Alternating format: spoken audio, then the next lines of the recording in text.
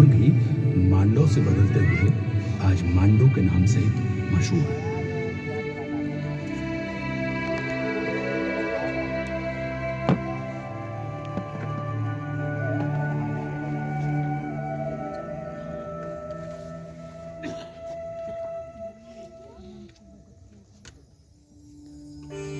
आठवीं शताब्दी तक जैन व्यापारियों को संरक्षण और इस पूरे क्षेत्र में शासन देने का काम गुर्जर प्रतिहारों से होते हुए क्षत्रिय परिवार बहादुरों के हाथ में आ गया था। और इसी वंश से थे मालवा ही नहीं, संपूर्ण भारत में प्रसिद्ध विलक्षण सम्राट, सैनिक, कवि, लेखक, चिकित्सक, वैज्ञानिक और व्याकरण विशेषज्ञ राजा भोज। यहां से सिर्फ 30 मील की दूरी पर थी उनकी राजधानी था, जहां से उनका शासन उत्तर में चित्तौड़ से लेकर दक्षिण में कोंकण तक, पूर्व में विदिशा से लेकर पश्चिम में साबरमती तक फैला हुआ था। पर वक्त के साथ सत्ता के बदलाव का असर मालवा की सरजमी पर भी पड़ा। दिल्ली में अपने ससुर की याद में बन रही कुतुब मीनार को पूरा करवाने वाली वीरांगना रजिया सुल्तान के वालिद शमशुद्दीन इल्तुतमिश ने 1227 में मालवा पर धावा बोल दिया और उज्जैन को फतेह कर लिया। किंतु राजा देवपाल ने उनके साथ एक संधि की, जिसकी वजह से मांडू पर आंच नहीं आने पाई।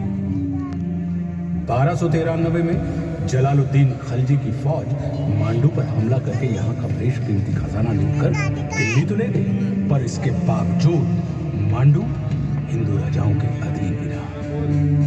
सन 1305 में दिल्ली के सुल्तान अलाउद्दीन खलजी का सेनापति मुल्तानी एक रात जालसाजी से मांडू के किले में दाखिल हो गया और उसने परमार राजा महालव देव का कत्ल कर दिया।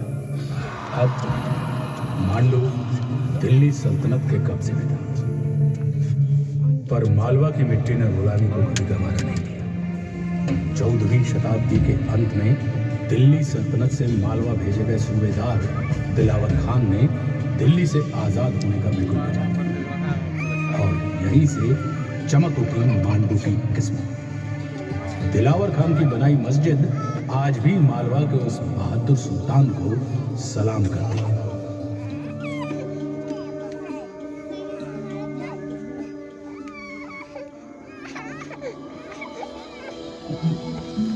दिलावर खान के बेटे होशंग शाह ने गद्दी संभालते ही मांडू को मालवा की राजधानी बना दिया और अब होशंग शाह ने मांडू की खूबसूरती में चार चांद लगाने का आला काम शुरू कर दिया। होशंग शाह ने मांडू किले की दीवार को और मजबूत बनाने, नए दरवाजे खड़े करने, जामा मस्जिद, मदरसे, तालाब, बावड़ियां, बागान और अपने लिए एक संगे मरमर का ऐसा मकबरा बनवाने का काम किया जो आगे चलकर दुनिया के सबसे नामचीन मकबरे ताजमहल के लिए प्रेरणा बना।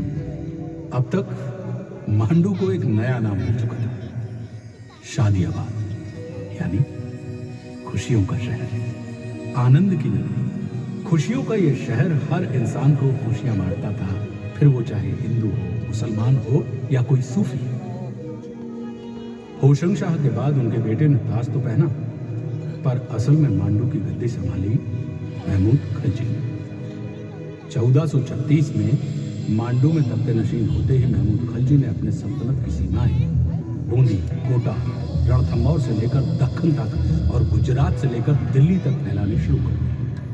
उनके वक्त में मांडू ने अदब और तमीरात में ऐसी तरक्की की कि मांडू की मिसाल शिराज और समरकंद के साथ दी जाने लगी। दूर दूर के देशों से राजदूत अब मांडू गए, जिनमें तैमूर के खानदानी और मिस्र के खलीफाओं के नुमाइंदे भी शामिल, जो तमाम तरह के मलमल के साथ, जैसे अरबी घोड़ों, परिंदों, गाने नाचने वाली रक्कासाओं, गुलामों और फारसी बोलने वाली मैनाओं का तोहफा लेकर मांडू के दरबार में हाजिर हुए। पर वक्त के साथ ना तो ये समा रहा और ना रहे सुल्तान महमूद खलजी। 16वीं शताब्दी के मध्य में एक बार फिर मांडू की कहानी में एक नया मोड़ और एक नया नायक। हुमायूं और शेर शाह सूर के बीच चल रहे बैर के दौरान नाग दोनों ने ही मांडू पर अपना अपना परचम फहराया और